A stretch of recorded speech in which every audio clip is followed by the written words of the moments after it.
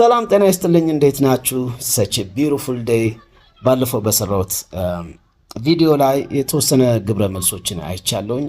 እንግዲህ በአራት ፖይንቶች ላይ የኔን ሐሳብ እሰጣለሁ። በዛ ያቀራርበናል ብዬ አስባለሁ። የመጀመሪያው ፖይንት ባለፈው ክሊር አድርጌያለሁ። በኦርቶዶክስ ቤተ እምነትም በፕሮቴስታንት ቤተ እምነትም እኔ ቤተሰቦች አሉኝ። ከአንደኛው ወደ አንደኛው ሰዎች የሚያደርጉትን የእምነት መቀየር እኔ ምንም እንትን የለኝም። ያ የሚመለከታቸው ሰዎች አሉ። እኔ ምንም መቃወመው ነገር የለም።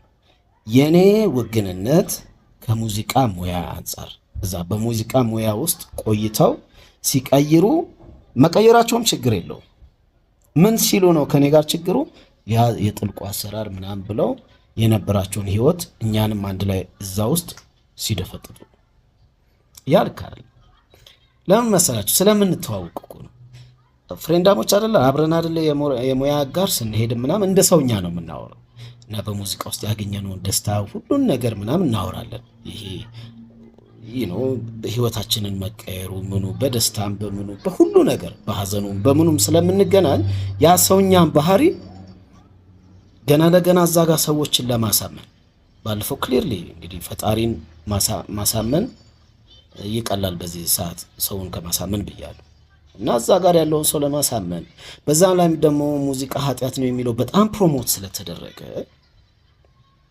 ኃጢአት ነው ግን ፕሮሞሽኑ በጣም ከፍ ስላለ እሱም በኋላ ያስረዳቸዋል ስለተደረገ ያንንም አድቫንቴጅ ይጠቀሙና ስማቸው እንዳለ ነው አይነካም።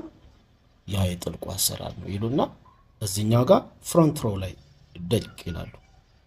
እዚህም ሲመጡ ክሬም ላይ ነው ቁጭ የሚሉት። እስቲል እዚህም እኮ ፍሮንት ላይ እንዲቀመጡ የምታደርጋቸው ሙዚቃ ነች። በሙዚቃ ያገኘውን ስም ተጠቅመው አይደል እዚህ በገሌ ገሌ የሚባል እውቅናውን ትቶ ምናምን ጆይን አደረገ የሚባል እስቲል እዛም ፊት ለፊት የምታሰጠው በሙዚቃ ውስጥ ያገኘው ነው ግን ይደፈጥጣል ሁሉን ነገር። እዛ አበበ ምናምን የሚባል ስንት ዓመት የዳከረ ሊኖር ይችላል። እሱ ፍሮንት ሲት ላይ ያገኝ ይችላል። የኛው ሰው ግን ቀጥታ እዛ ጋር ፊት ለፊት ዱቅ ልትል ትችላለች። ስለዚህ ያንን እንኳን እንደዚህ እንኳን የምታደርግን የጥበብ ነገር ሙዚቃን መደፍጠጥና አብሮ ሁሉን ነው ያን ሁለታውን ምኑን መርሳት። ሁለተኛ ነገር እዚህ ውስጥ ራሱ ብታዩት ለምሳሌ እነዚህ ሰዎች በቃ ይሄ የጥልቁ አሰራር ነው የጨለማው ስራ ነው ካሉ ያፈሩትን ንብረት ይሄ የአእምሮ ንብረት ሁሉን ነገር እንዳለ ደግሞ ሙሉ ለሙሉ ማጥፋት አለባቸው። አያደርጉ በፊዚካል ይሄ ቤት መኪና ምን ገንዘቡን የተጠቀሙትን ሸጠው ሁሉን ነገር ተተከተለኛ አይደል የሚለው አያደርጉ። ለምሳሌ አዳዲስ ዘፋኞች በቃ ዘፈናችሁን ያው እናንተ ኦሬዲ ስለተዋችሁ ብለው ድጋሚ ሰርቶ ሊጠቀሙ ሲሉ እኮ ይካሰሳሉ አብዛኞቹ። እና እሱ ጋርም እንዲሁ እንድታዩት ነው እንድታብሰለስሉት ነው። ሳሚ ምንድነው እዚህ ጋር ቅር ያለው ነገር ስትሉ ከዚህ አንፃር እንድታዩት ነው እንጂ ከየትኛውም ቤተ እምነት ወደዚህ ወደ ኦርቶዶክስም እኮ እዛው በቃ በጥልቁ ሁሉን ትተን ምናምን ብለው የሚገባዋሉ። እዚህም ፍሮንት ሲት ላይ ነው የሚቀመጡት እነዚህ ሰዎች እና እሱ ስለማን ሁለተኛው ፖይንት የፕራይም ታይም ነው። ፕራይም ታይም አይ ቲንክ እኛ የምናይበት ይሄ በሙዚቃ ውስጥ ያለን ሰዎች የምናይበትና ፐብሊኩ የሚያይበት ይለያያል። ፐብሊኩ አንዴ ታዋቂ ከሆንክ ሁልጊዜ የሚመች ገንዘብ የምታገኝ ምናምን ራሱማ የሞላለት ነው የሚባለው። በዚህኛው ግን የተለየ እዚህ ውስጥ ስትሆን ስምህ ከፍ ቢልም ሌላ ደግሞ የሚጠይቅ ነገር አለ። ፐርፎርማንስ የኮንሲስተንሲ ነገር አብሮ ኢንጌጅ የማድረግ ነገር የማኔጅመንት ነገር ይጠይቃል። ከዛ ፕሮሞተሩ ምኑ ሲያቃጭልልህ ምናምን እዛ የዲል የማድረጉ ነገር አብረህ የመዘርጋቱ ጥሩን ምኑ ሌላ ደግሞ ኢፈርት የሚጠይቅ ነገር አለ። በዛ ውስጥ ምን ያህል ደግሞ ሌላ ሰክሰስ ታመጣለህ ገባ። እና አብዛኞቹ አንዳንዶቹ ስማቸው ከፍ ይልና እዚህ ጋር ዝቅ ይላል። በአመት ውስጥ ምንም ላይሰራ ይችላል። ስሙ ከፍ ያለ ነው ፋይናንሻሊ ሳያገኝ ወይ አንዳንድ መጠቀም ያለበትን ነገር ሳያገኝ ይቀርና በኋላ ላይ ለሆነ ለኩላሊት ወይ ምናምን ለእርዳታ ሲወጣት እናንተ ራሱ ትሉ የለ እንዴ ቆይ ግድ የለም በኋላ እኛ ነን የኩላሊቱ የምናዋጣው ትሉ የለ። ያ ስሙ ከፍ ይላል ግን ፋይናንሻሊ ስቴብል ላይሆን ይችላል። እሱሳ ያ ክሬሙ ይሄ የቱሩ ይሄ ፕሮሞተሩ ሲያጨናንቅህ ምናምን ብዙ ሰው እዛ ላይ አይቀይርም። ያቺ ክሬም ታይሟ ላይ ብዙ ሰው አይቀይርም። እዚህኛው ላይ ነው። ፐብሊኩ ግን ምን ይላል? ወረሱ ዝናው ከፍ ባለ ጣራ በነካ ሰዓት ሁሉን ነገር የዓለምን ነገር ትቶ ነው የመጣው ይላል።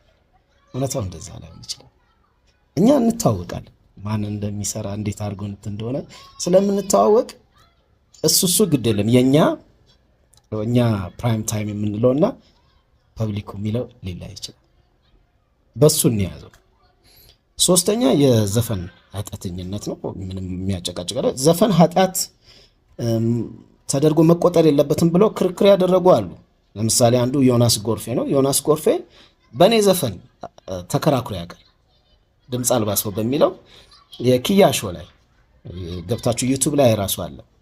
ያ የኪያ ሾው ያዘጋጀው ኦፍኮርስ ባላንሱ ትንሽ ለእኔ ዮናስ ጎርፌ ለብቻው እዛ መድረክ ላይ ያሉትንም ሰዎች ፐብሊኩንም ምኑንም የተጋፈጡ ባላንሱ ጋር እንትን ባይሆንም ግን ትልቅ ዝግጅት ነው። ድምፅ አልባ ሰው የሚለውን እየተነተነ ተከራክሮበታል። ዮናስ ጎርፌ ደውሎልኝ የእሱን መጽሐፍ ይሄ ቤት ያጣው ቤተኛ እኔ ደግሞ ከራስ ጋር ንግግር አልበምን ተቃይረናል፣ ተፈራርመን ማለት ነው። እና ብዙ ጨዋታዎች አድርገናል።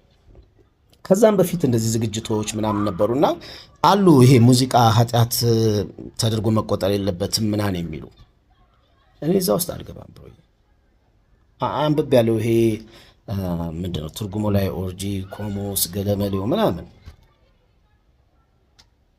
ኦርቶዶክስ ቤተ እምነት ኃጢአት ነው ትላለች። መጽሐፍ ቅዱስም ላይ አሁን ብዘረዝርላችሁ ዝሙት፣ ርኩሰት፣ መዳራት፣ ጣዖት ማምለክ፣ ሟርት፣ ጥል፣ ክርክር፣ ቅናት፣ ቁጣ፣ አድመኝነት፣ መለያየት፣ መናፍቅነት፣ ምቀኝነት፣ መግደል፣ ስካር፣ ዘፋኝነት ኃጢአት ነው ይላል። ቅድም በጣም ዘፋኝነት ፕሮሞት ተደርጓል ምላችሁ ለዛ ነው። እዚህ ጋር ክርክር አሁን አንተ ለኳስ ለምን ትከራከራለህ አይደል? እሱ እኮ ከዘፋኝነት እኩል ነው፣ ገቢ ነው። እንዲህ አይነት ክርክር አይልም። እንደዛማ ካልክ ዘፈን ጋርም የበጎ አለ የመጥፎ አለ ሊባል ነው አይልም። እንደዚህ ጥል ይላል። ለምሳሌ ስንቴ ነው የምትጣለው? ገቢ እኮ ነው ብሮይ። አንተ አንድ ዘፋኝን ገቢ ነህ እንደምትለው አንተም ልክ ጥል ስትከራከር ስትቆጣ ቁጣ በቃ ገቢ ነው ብሮይ። ክርስቶስም እኮ ብሏል ንጹሕ ሆነ ድንጋይ ወርውር ብሏል። ምን አንተ ንጹሕ ነው ከድንጋይ ወርዋሪዎች አይደለህም። የኦርቶዶክስ እምነት ኃጢአት ነው ይላል። እኔ የኦርቶዶክስ አባል ነኝ፣ ኃጢአት እንደሆነ አምናለሁ። መደበቂያም አድርጋው አይደለም እኛን መደበቂያ ስላደረገችን ሳይሆን ቤተክርስቲያን እኔ ሲሄድ ማንም ሰው አይጠይቀኝም። ለምን መጣ ይሄ ኃጢአተኛው መጣ ማንም ሰው ብሎኝ አያውቅም። ፈራጅነት ስለሌለ እኔ አሁን ጠዋት ሄዳለሁ። ይህን 2 ወር ማንም ሰው ጠይቆኝ አያውቅም። በሰላም ገብቼ ነው የምወጣው። ሙዚቃን ለምንድን ነው የምትወደው ካልከኝ በጣም አንኮንዲሽናሊ የምወደው ነገር ነው። ለምንድን ነው የምታደርገው ካልከኝ በቃ አንኮንዲሽናሊ የምወደው ነገር ነው ሙዚቃ። አንኮንዲሽናሊ መውደድ ማለት ምን ማለት ነው? እናት ለልጇ፣ ልጅ ለእናት ለአባት ምናምን ያለው ማለት ነው። ብዙ ጊዜ ደግሞ በችግር ነው። አንዳንዴ በባልና ሚስት ራሱ አንኮንዲሽናል ላቭ ብዙ ጊዜ የለም። ኤክሰፕሽናል ኬዞች ላይ ነው። ፈጣሪ ደግሞ ለእኛ ያለው ትልቁ አንኮንዲሽናል ላቭ አለ። አሁን እናት ልጇ እግሩ ምናምን ተቆርጦ ኢንፌክሽን ቢሸት ምናምን አትተውም ማለት ሁሌ አቅፋው ምን ብላ ነው።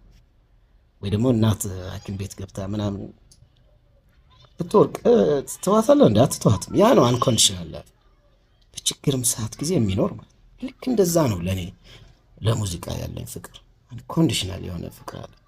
ስጠየቅም አንኮንዲሽናል በሆነ በወደድኩት ነገር ነው የምጠየቀው። አንዳንድ የኔ ባንድ አባላት አሉ ከፕሮቴስታንት ቤተ እምነት ሙዚቀኞች ምናምን ይቸግራሉ ቸርች ለመሄድ። ለምን? አንዳንድ የሚቆጣቸው ሰዎች ምናምን የማግለል ነገር አለ። ዮናስ ጎርፌም ያን የተከራከረው ልጆች እያጣን ነው፣ ሙዚቀኞች እያጣን ነው። ኦርቶዶክስ መሸሸጊያ አርጋ ምናምን ወይ ሳትኮንን ይሄኛውን ነገር ልክ አይደለም ሳትል ቀርታ አይደለም። ቤተክርስቲያን ግን ሰው የሚሄደው ኃጢአተኛ ስለሆነ ነው። ኃጢአቱን እንደው ከስር እንትን ለማለት አይደለም። ስለሆነ ማንም ሰው አይናገርህም ለማለት ነው። ከዛ አንጻር ይዩት እስኪ እናንተም ትንሽ ያንን ነገር አብሰልስሉት፣ እኔን ያው ከምናገሩ። አራተኛ በደንብ ይህንን ነገር ይዩት። አንዱን ነገር ስታብሰለስሉት ከመጠቃት ወይ ከምናምን አይደለም፣ እንደዛ ሳይሆን ነገሩን ይዩት። እነዚህም ሰዎች መጣን የሚሉትን ምናምን በደንብ አስቧቸው። በተለይና አብዛኞቻችሁ ታዋቂ ሰዎች አይደላችሁ ማለት አንድ ከዛ ያለ ሰው ግን ካንተ በፊት ፊት ለፊት ያለው ኑሮ ነው ዱቅ የሚል መጥቶ ከሙዚቃም ሆነ ከምንም በእውቅና ስላለ እኮ ሜቢ አንተ 15 20 ዓመት እዛ በጣም አገልግለ ሊሆን ይችላል። በአንድ ቀን ሊጠቀልለው ይችላል ያንተን ቦታ የሙዚቃ ነገር እኮ ስለሌለ እንጂ ይሄ የመንፈስ ጥልቁ ምናምን እሱን በደንብ ይዩት። ለማንኛውም ማንስ ነው ደግሞ ኃጢአት ያልሰራ?